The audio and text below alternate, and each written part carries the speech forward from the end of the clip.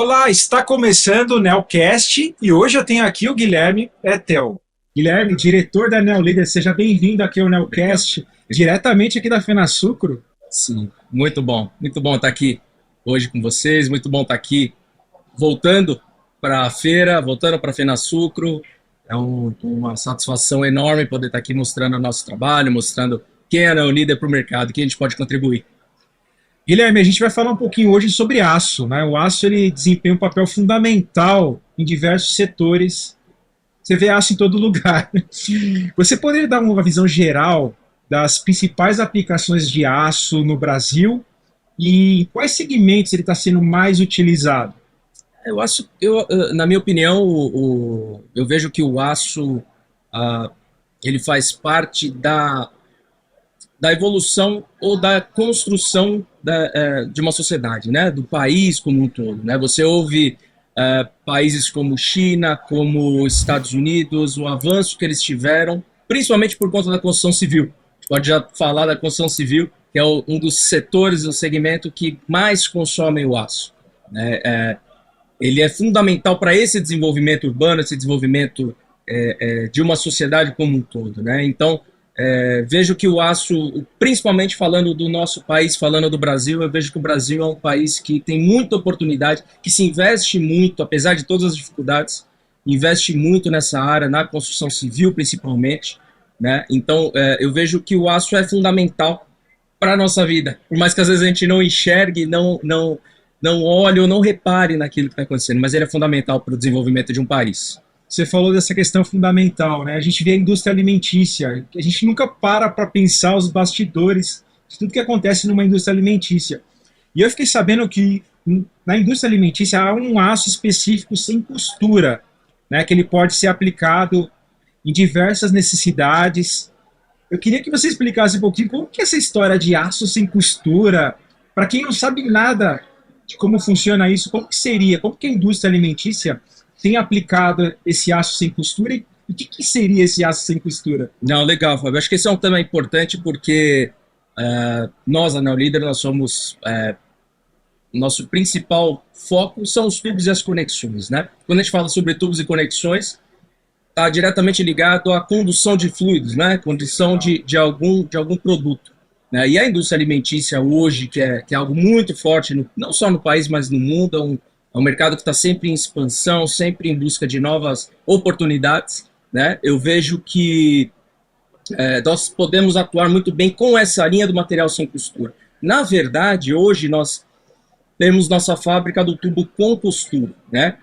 Hoje o material de inox, que é onde se tem um consumo maior por parte das indústrias alimentícias, seria mais dessa parte do inox. Eles têm da linha de carbono também, mas o inox é aquele material nobre, aquele material que não dá a contaminação. Então, você pode pegar um exemplo de algumas empresas como Nestlé, Danone, né, que elas precisam passar o iogurte ou qualquer outro tipo de produto, né, e você tem que ter zero contaminação, porque senão isso compromete a qualidade do produto de grandes companhias, grandes empresas, né? Então, nós, como Neolíder e também o mercado, na verdade, nós trabalhamos esse tubo com costura, que nada mais é que pegar a fita, conformar, né, virar e soldar. Então, tubo com costura, né? E nós temos em nosso processo de fabricação uma ferramenta que ela lamina, nós falamos lamina, mas ele praticamente tira essa costura, né? E após esse processo é feito um novo processo de polimento, né, que deixa realmente dá a impressão de ser um tubo sem costura, né? Porque ele você não tem mais você não sente mais o cordão de solda, né? Então isso faz com que essa linha de uma Nestlé, de uma Danone, não tenha contaminação. Então você pode passar o produto, você pode passar a gente já ouviu dizer que eles passam 2, 3 produtos praticamente ao mesmo tempo, com outro produto limpando a mesma linha para entrar um iogurte de morango e outro de chocolate, né? Bacana. E aí o tubo sem costura, quando a gente fala de sem costura, no inox não existe fabricação no Brasil, né? Hoje não tem esse material sendo fabricado, ele é 100% importado. Nós também distribuímos esse material, mas normalmente para uma linha mais específica, que seria mais voltada ao mercado petroquímico, aquilo que demanda um pouco mais de pressão numa linha. Então é um mercado um pouco diferente, mas para o alimentício, para a indústria alimentícia, basicamente é esse tubo com costura com a solda removida. Guilherme, você deu uma aula aqui pra gente. Você falou do mercado petroquímico. Eu queria saber, além do mercado alimentício que você comentou, quais os outros são tão promissores quanto o setor alimentício que vocês estão vislumbrando aqui no Brasil? Vamos lá, hoje nós, né, até estamos aqui na FenaSucro, um dos principais segmentos que a gente atua é o do sucro alcooleiro, né? É um mercado que tem sim ele está, de certa forma, relacionado ao alimentício, mas de outra maneira, de outra forma, né? Voltado também entra para a parte de combustíveis. Para nós é um mercado que a gente tem um domínio de alguns anos, a gente atua muito forte nesse mercado já há alguns anos. Eu vejo que ele hoje, para nós, é onde a gente tem investido, a empresa tem trabalhado, a empresa tem buscado entender, trabalhando na inteligência de mercado, para atender mesmo a necessidade desse setor. Eu vejo que é um setor, para nós, que continua sendo promissor, que o Brasil enxerga, o Brasil tem apostado, investido muito nos últimos anos. Então, esse é um segmento para nós que é fundamental, por isso que nós estamos aqui, voltamos esse ano para a FenaSucro. Além dele, eu comentei da parte de condução de petróleo e gás, tem a petroquímica, tem a própria indústria química também, que a gente atua bastante. Já citei a construção civil também, que é um mercado totalmente estratégico. Até nós, na Neolider, temos investido muito num tubo de carbono para a linha de incêndio, voltado para essa parte da construção civil, que é o tubo, aqueles tubos que a gente vê quando desce vai num galpão de estacionamento, vê aquele tubo todo vermelho em cima com as conexões. A gente tem apostado, tem vendido bastante nessa linha. Temos processos internos no material, que é o que a gente chama da ranhura, das conexões, chama de groove. Nós temos a linha completa para atender esses segmentos e muito mais. Está em tudo, praticamente. Tudo que a gente vê tem tubos. E, Guilherme, queria que você falasse um pouquinho das inovações, né, em termos de processamento e fabricação do aço. Você poderia revelar algumas coisas que vocês estão fazendo na Neolider que são inovadoras ou que você enxerga como uma oportunidade hoje no mercado? Fábio, eu posso dizer para você que a gente tem buscado investir cada vez mais no nosso processo de fabricação, né? Entendo que não é algo que você tenha tanta diferença de um concorrente para outro. Obviamente que tem gente investindo muito na automação do processo, em ganho de velocidade, mas eu vejo que mais do que isso, que nós da Neolider temos buscado é trabalhar mais na inteligência dos nossos processos, que é entender de fato o que a gente precisa fazer para atender a necessidade do meu cliente. Eu vejo que essa ponta, a partir do momento que a gente entende a necessidade do nosso cliente, ou aquilo que ele realmente está buscando, se eu tenho uma Neolider hoje, que o principal foco dela, apesar de ser uma fábrica, mas o principal foco dela é distribuir o material, nós estamos falando principalmente em velocidade. Então eu preciso ter um processo 100% inteligente, automatizado e rápido, né? Esse processo precisa nos trazer de forma clara e rápida qual a real necessidade do cliente, o que ele realmente precisa para suprir a necessidade dele, e eu preparar a nossa empresa para fazer isso. É isso que nós temos trabalhado hoje, e eu penso que esse é o futuro da indústria. Eu acho que a indústria precisa evoluir muito nesse sentido. Guilherme, eu queria aprofundar um pouquinho mais sobre essa questão que você falou de conhecer o cliente. Vocês, principalmente, que têm clientes de diferentes setores. Sim. É uma indústria que é business to business, né? Empresas para empresas. E vocês têm, por exemplo, indústria alimentícia, petroquímica, aqui o sucroenergético, como a gente comentou. Como que você se adapta à necessidade de cada cliente, sendo que são clientes totalmente diferentes? Eu acho que isso vai ser um grande aprendizado aqui para a nossa audiência. É desafio, né? Um desafio muito grande, né? Como a gente trabalha com a linha de inox e carbono, às vezes um complementa o outro, um material entra no mesmo cliente, mas nem sempre isso acontece. A gente tem trabalhado muito com nosso departamento de inteligência de mercado.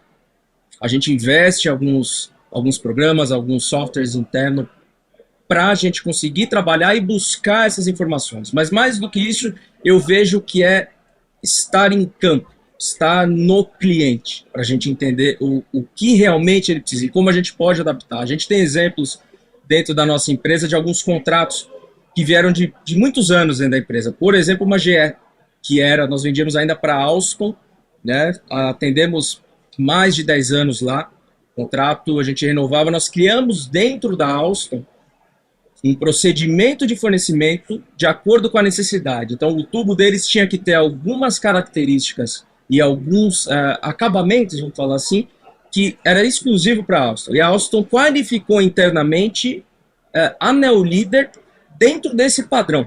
Então, nós nos adaptamos, entendemos o que eles precisavam, fomos lá, fizemos um trabalho de qualidade, colocamos nosso time de qualidade em campo, colocamos nosso time comercial em campo para entender as dificuldades. E eu penso que foi um dos casos de mais sucesso que nós tivemos na Neolider, porque a gente entendeu estando com o cliente, né? Eu acho que hoje, nessa era muito digital, se perdeu um pouco esse contato um pouco mais próximo com o cliente. E a gente tem buscado e tem voltado a esse trabalho, principalmente com o nosso time comercial, né, e também com a qualidade. Então, essa aproximação, para mim, não tem igual. A gente pode puxar muita informação através dos softwares que eu falei que a gente trabalha, eles realmente nos fazem ganhar tempo, mas para aprofundar e entender a necessidade do cliente, eu vejo que é estar muito próximo dele.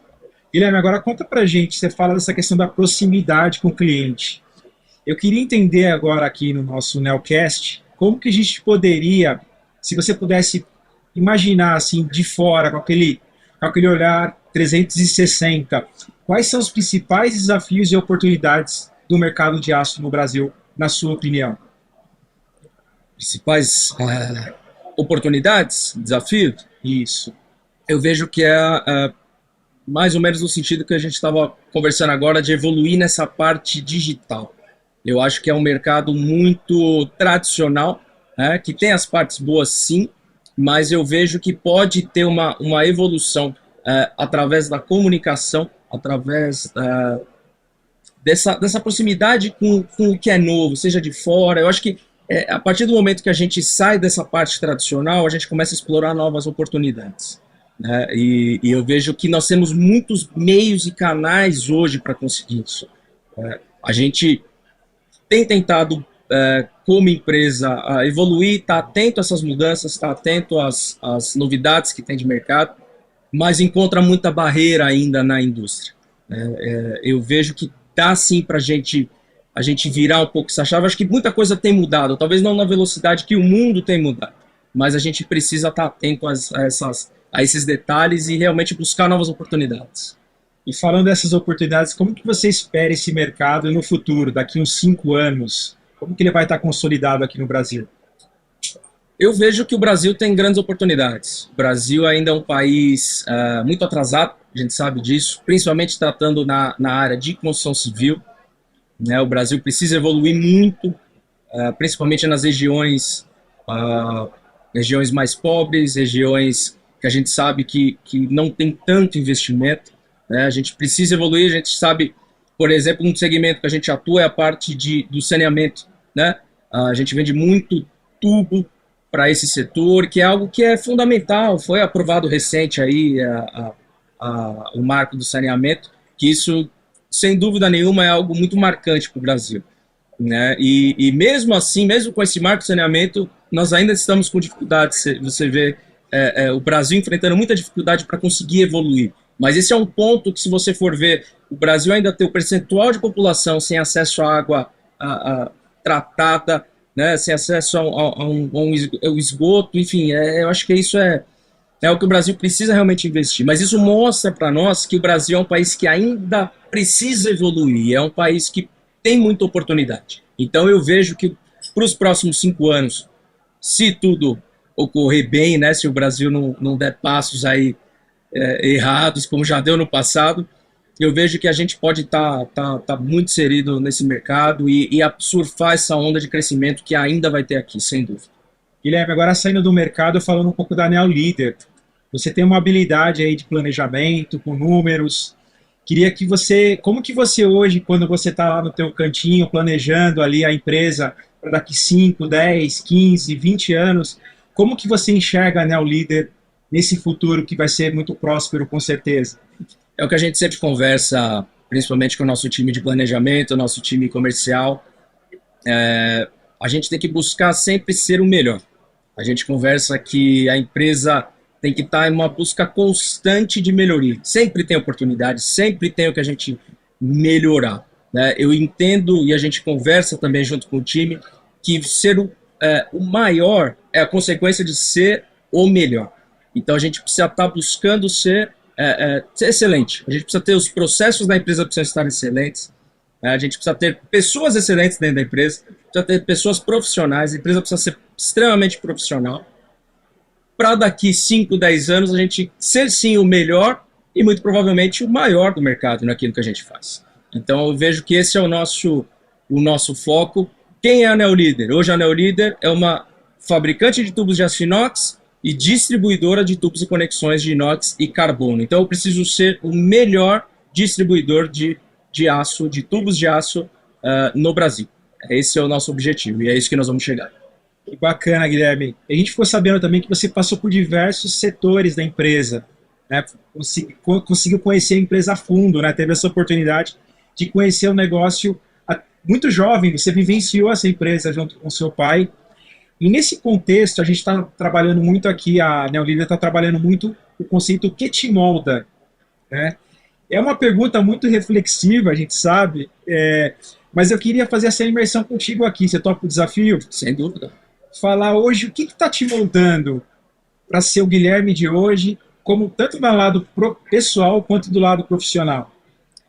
Fábio, eu vejo que as mudanças que a gente comentou aqui, mas as frequentes mudanças que têm acontecido em termos de mercado, a gente tem buscado informações, buscado estar inserido nesse mercado, né? E eu vejo que isso ele está muito ligado à nossa história ou à história do meu pai, porque a gente precisa, acho que a primeira coisa é ser humilde ao ponto de entender que a gente precisa estar sempre em busca do melhor, né? A gente precisa estar sempre, a gente não sabe de nada. A hora que a gente achar que sabe alguma coisa, eu acho que é aí que é o caminho da queda, né? É o caminho do errado para a companhia, não só a nossa companhia, mas qualquer companhia.